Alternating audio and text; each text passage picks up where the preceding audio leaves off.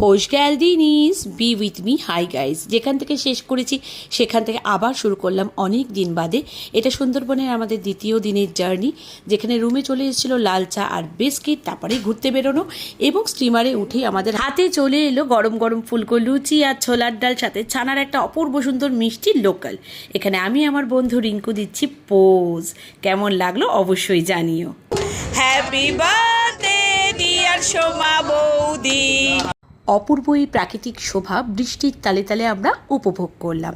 সেই সঙ্গে হাতে চলে এলো সেদ্ধ ডিম আর ব্যাট পাঁপড় ভাজা। আর আমরা তো দেখালাম লঞ্চে আমাদের সদস্যা সোমা বৌদির বার্থডে সেলিব্রেশন কীভাবে করলাম, আর সুন্দরভাবে আমরা এখানে রিলস করব বলে দাঁড়িয়ে পড়েছি।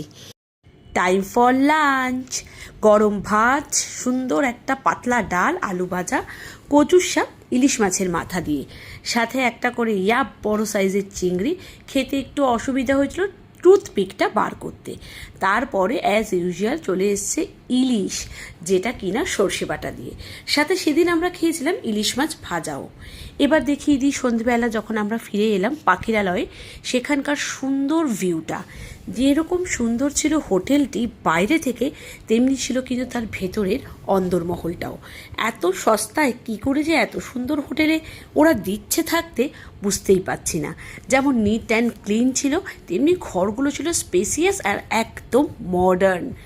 তারপরে সন্ধেবেলার টিফিন কি এগ চাউমিন, দেখে লোভ হচ্ছে তো আমার। এখন দেখে আবার মনে পড়ে যাচ্ছে সেই দিনটার কথা। সাথে ছিল দুধ চা।